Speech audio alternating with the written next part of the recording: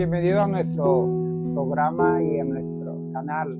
Que el eterno mi Dios le bendiga grandemente. Es nuestro deseo, nuestro anhelo ayudarle en su vida espiritual y poder ayudarle a usted a surgir y seguir adelante. Importante para nosotros. Para eso queremos que usted le dé un corazoncito allí, le dé like y que usted nos pueda ayudar allí a impulsar este canal y a darlo a conocer a muchas personas que podríamos ayudar nosotros con este canal. Le da una alegría, una satisfacción para mí llegar ante usted y poder ayudar. Un abrazo para ustedes. Shalom, shalom. Esta parashá de esta semana se titula Toldot. Es la parashá número 6. Se encuentra en el libro de Bereshit o Génesis, capítulo 19, hasta el capítulo 28, verso 9. Y comienza de esta manera. Toldot significa, ¿qué significa Toldot? Generaciones, descendencia, memoria, crónica, historia. Eso significa la palabra hebrea Toldot. Hoy repito, la palabra Toldot significa generaciones, descendencia, historia, memoria, crónica, genealogía. También viene allí esa palabra Toldot. Comienza de la manera siguiente. La palabra, cuando hablamos de la parashá comienza con la primera palabra. Ese es el título que le vamos a dar a la parashá, con lo primero que la primera palabra, la primera información que conseguimos en el texto. Verso 19. Estas son los descendientes. Entonces podemos decir, este es el Toldot de Isaac, hijo de Abraham. Abraham engendró a Isaac. Génesis capítulo 25, verso 19. En esta parashá vamos a estudiar algunos temas como lo siguiente. La oración basada en la promesa. Abraham oró 25 años por Sara, Isaac oró 20 años por Rebeca o por Rica, Raquel dura 14 años sin hijo, Ana dura 19 años para tener a Samuel, Esther, debemos tener constancia y estar firme y orar sobre la promesa que Dios nos dio. ¿Ok? Esta información la conseguimos siempre estudiando, por supuesto, buscando la información que nosotros necesitamos. Debemos tener en cuenta esto. Entonces, temas de esta parashá también es los descendientes de Isaac, nacimiento de Esaú y Jacob, venta de la primogenitura, el pacto de Abraham confirmado, el traspiés de Isaac y los pozos de agua, la bendición robada, el remordimiento de Esaú y Jacob en Betel. Entonces, esta más o menos es la información que conseguimos acá. En esta parashá, cuando estudié bien la Torá y estudié bien toda la Biblia, conseguimos informaciones que el cristianismo nos dio que no son muy reales, como que nadie cumplió la ley. Y sí, hay una parte en el libro de Romanos, creo que el rabino Saúl de Tarso dice que nadie cumplió la ley. Estamos hablando de una manera muy general, pero no específica, porque específicamente tuvieron hombres como David, el rey David, Abraham, y se los confirmo. Cuando usted lea esto, quizás usted se le va a ir esa información que le han dado y que le sigan dando, que nadie cumplió la ley, que la ley es nueva, que antes no había ley, siempre hubo ley. De hecho, el Eterno nos estableció leyes, nos estableció el sol, la luna, las estrellas, el tiempo, el agua, el invierno, el calor, la lluvia. Todo es un sistema de ley que hasta el día de hoy perduran en el mundo. La muerte y la vida es ley. Escuche esto. Capítulo 26 de esta paracha, verso 5. En el verso 4 dice: multiplicaré tu descendencia con las estrellas del cielo y daré tu descendencia a todas estas tierras, y todas las naciones de la tierra serán benditas en tu simiente. Esa es la promesa del eterno Abraham. Por cuanto oyó Abraham mi voz, por eso es que yo lo voy a multiplicar, por eso es que yo lo voy a bendecir por esto. ¿Por qué? Porque Abraham, yo voy a multiplicar su descendencia, le voy a dar herencia, le voy a dar bendiciones, porque él oyó mi voz, guardó mis preceptos, mis mandamientos, mis estatutos y mis leyes. Vamos al libro del profeta Josué y veamos lo que dice el profeta Josué allí. Capítulo 1, mucha gente conoce este texto. Josué capítulo 1. Escuche esto.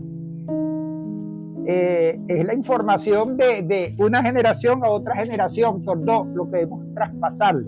Dice, verso 7 del capítulo 1 de Josué, se le dice a él que para poder tener éxito y vivir y cumplir, dice, le dicen a él esto: solamente esfuérzate y sé muy valiente para cuidar de hacer conforme a toda la ley que mi siervo Moisés te mandó. Interesante. No te apartes de ella ni a diestra ni a siniestra, para que seas prosperado en todas las cosas que emprendas. O sea, para ser prosperado, para ser bendecido, para tener bendiciones, tienes que vivir la ley de Dios y no apartarte ni a la derecha ni a la izquierda.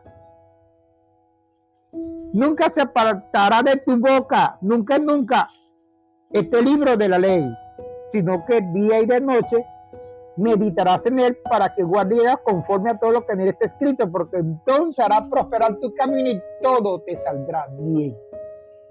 Es la ley de Dios. La ley de Dios, amado, que me escuchas y me ves en este momento, la ley de Dios es la palabra de Dios. Esa es la ley de Dios. Esta es la eterna palabra de Dios, es la Torah, esa es la ley, esa es la palabra de Dios. Esa es la raíz, la base fundamental de toda la interpretación bíblica. Si desechas eso, no sabes nada, no puedes tener nada. El Salmo capítulo 1 dice: bienaventurado el varón que no anduvo en consejo de malos, ni estuvo en camino de pecadores, sino que en la ley del Señor está su delicia, y en su ley medita día y noche. Será como árbol plantado junto a corriente de aguas, que da su fruto su tiempo y su hoja no cae, y todo lo que hace prosperará. Interesante lo que dice también el Salmo 19, que tenemos que poder entender lo que dice la palabra del Eterno, porque muchas veces tenemos una religión pero no sabemos, y los que están allí no nos enseñan. Los líderes que tenemos, los pastores, no enseñan porque no leen Biblia. Tristemente. Escucha esto.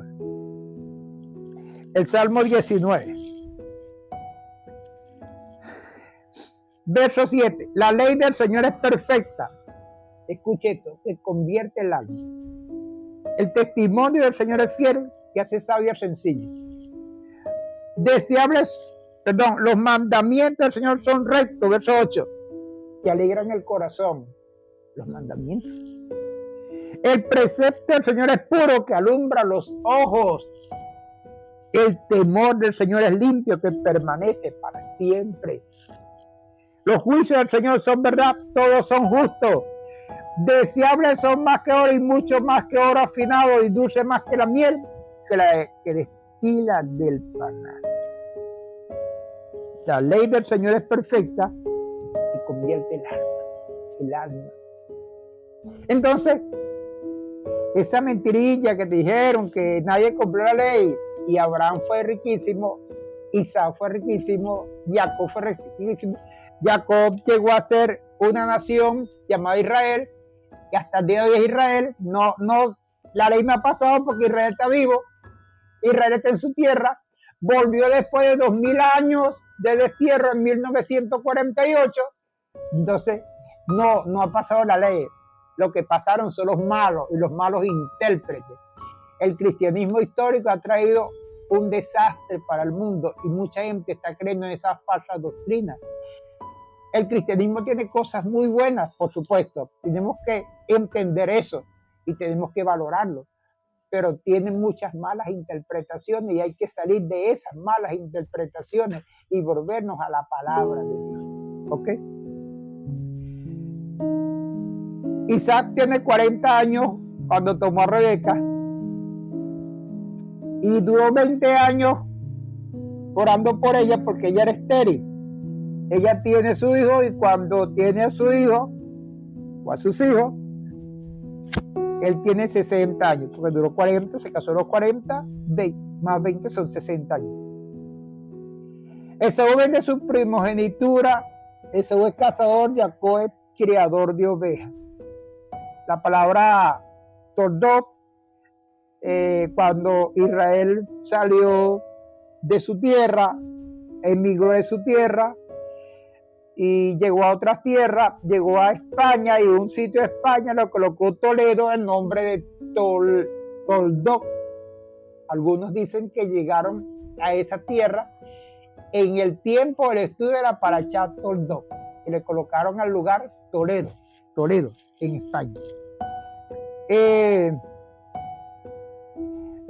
la venta de la primogenitura tengo mi interpretación personal. Algunos dicen que, bueno, sí, nuestro padre Jacob en ese caso se quiso aprovechar de la necesidad de su hermano, y la historia da a entender que él era idólatra, era borracho, mujeriego, mientras que Jacob era, para que entendamos un poquito, era creyente, era cristiano, era judío, era hebreo, era estudiante de Torah, era más apegado a las cosas de Dios que a las cosas del mundo. Mientras que su hermano era más a las cosas del mundo, era más liviano, buscaba más las cosas del mundo, era más tradicionalista, las tradiciones del mundo, las mujeres, la fiesta, la cerveza. Y a él no le importaba mucho la primogenitura. Para mí, quizá Jacob, su hermano, escuchó que en su borrachera, en sus reuniones sociales, él le decían que él era primogénito, y recuerden que los primogénitos, ningún primogénito le corresponde a familia ni le corresponde a nadie sino a Dios. Todo lo que es nacido de primogénito, toda semilla, todo animal o todo ser humano que nace primogénito, le corresponde al Dios de los cielos. No es propiedad del padre ni la madre en la familia. No tiene principio ni fin ni genealogía. Le pertenece a Dios los primogénitos. Y él era primogénito y no estaba haciendo su labor.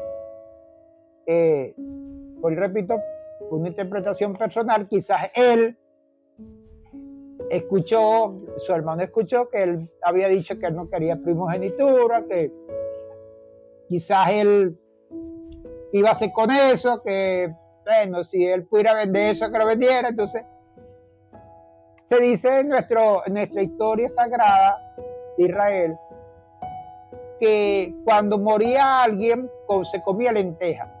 En esta venta de la primogenitura estaban ellos pasando por el mal momento de que se había muerto su abuelo Abraham y estaban de luto. Y en los lutos, buenos velorios, se comía lenteja. Jacob está haciendo lenteja por el luto de su abuelo Abraham. Y Jacob está haciendo esto, y Esaú viene, y como lo había hecho, bueno, le dijo, dame, le digo, bueno, ya que estás regalándola, vendiéndola, véndeme tu primogenitura. Y él, ¿yo qué voy a hacer yo con esto? Sí. La escritura dice que él lloró con lágrimas haber vendido la primogenitura, porque era una transacción normal. Las palabras en ese tiempo valían demasiado. Lo que yo decía, eso es lo que yo tenía que cumplir. No había un documento escrito. Hasta el día de hoy mis palabras son un documento escrito. Tenemos que cuidarnos de las palabras que yo he referido en la otra paracha. Tenemos que cuidar con nuestras palabras, con nuestros pensamientos y con nuestras acciones. Los pensamientos hacen salir palabras y las palabras dan acciones. Hacen reproducir acciones de violencia, acciones de cariño, acciones de amor, acciones de prosperidad o acciones. Si una persona está todo el día diciendo que no sirve, que no vamos a salir adelante, que no se puede, que estoy enfermo, pero si por el contrario una persona comienza a decir que el Dios de los cielos está con usted y comienza a darle gracias a Dios por la vida, por la salud, por el agua, por el país donde vive, por la familia que tiene, por el lugar donde vive, por la casa, por el Dios que tiene, por la salud, por la seguridad, por el cuerpo que tiene, por todo, y comienza a darle gracias a Dios, muchas cosas van a cambiar en tu vida si comienzas a hablar de esa manera. Él hablaba de una manera diferente y posiblemente, a mi entender, él tuvo que haber dicho que vendía porque nadie va a comprar algo que nadie vende. Si él estaba comprando es porque él estaba vendiendo. Era lógico. En esta paracha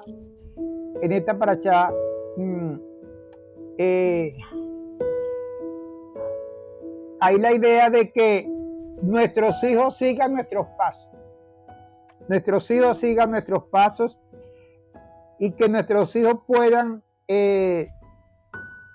continuar la fe que yo tengo, con la misma esperanza, con la misma alegría. En esta paracha vemos la oración de cada uno de ellos, como la otra paracha, y vemos cómo Hashem nos da la oración como una herramienta para conseguir éxito en la tierra. Debemos usar la oración como un canal de bendición para nuestra vida.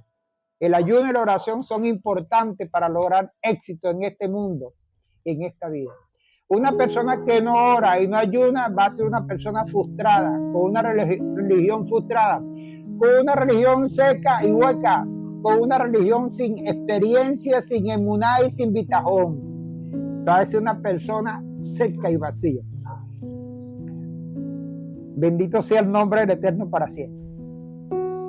Allí en esta paracha se ve la descendencia de Jacob, que es Israel.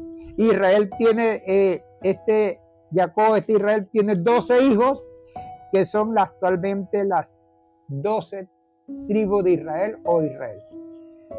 Esaú también tiene familia y tiene Edom, y de Edom sale Roma, y de Roma sale el Imperio Romano. El Imperio Romano fue el que destruyó el segundo templo. Adriano, según la historia, manda a destruir el templo. El primer templo fue destruido, templo de Salomón, por Nabucodonosor. El segundo templo fue destruido por Roma. En nuestra edad presente, el año 70 de nuestra edad presente.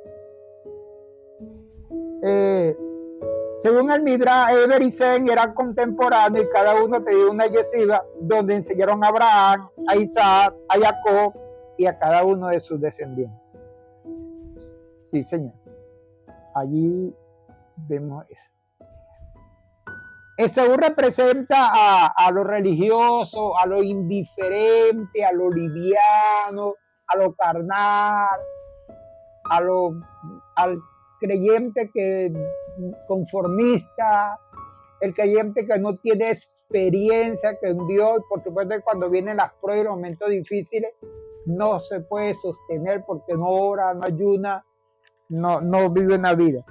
Un creyente fiel, hijo de Israel, ora, ayuna, hace el bien, ayuda a la gente, es una buena persona, visita a los enfermos, a los necesitados, siempre presta una mano de ayuda a las personas necesitadas. Eso es un hijo de Israel. Un hijo de Saúl no, él critica lo que se está haciendo, más bien critica a los hijos de Israel, los critica porque es egoísta, liviano, pesado. Un creyente hijo de Saúl no diezma, no ofrenda, no da, no ayuda, es egoísta, es liviano, es pecador, es liviano, no le importa mucho la espiritualidad, no le importa orar, ayunar. Cuando hay una fiesta, un hijo de Saúl nunca falla. Cuando hay un servicio de oraciones, de ruegos, de ayunos, no va, no le gusta. Ahí vemos la diferencia entre un hijo de Dios y un carnal, una persona que no es. Por eso es que Saúl, él era un carnal, y los descendientes de él son carnales. De hecho, los descendientes de Saúl destruyen al segundo templo y persiguen a los judíos, como lo ha hecho el cristianismo histórico. La Iglesia Católica ha perseguido mucho a Israel.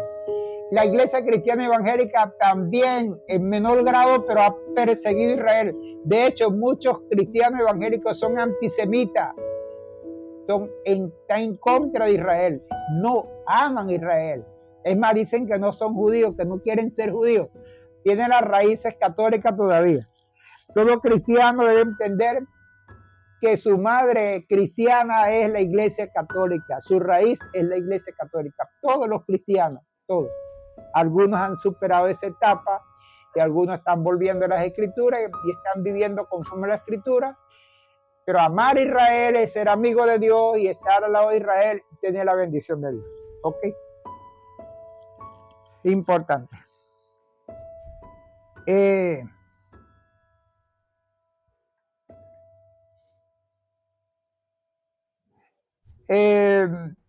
Cuando alguien usa un representante divino como líder, debemos tener que los representantes divinos desde la eternidad la conocemos y entendemos que los representantes divinos fue el eterno, nuestro Dios, creador, Dios invisible. El segundo representante que Dios da visible es Adán. Adán tenía a Abel, Sem tenía a Eber, Abraham tenía a Eber, Abraham e Isaac tenía a Abraham como líder. Jacob tenía a Isaac, Israel tenía a Isaac, su padre.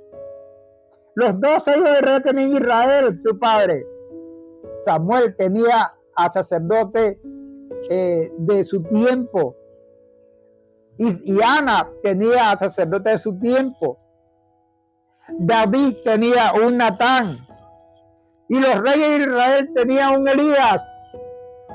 El rabino Saúl de Tarso tenía por supuesto, una descendencia y tenía una consulta con el Beidín de Jerusalén.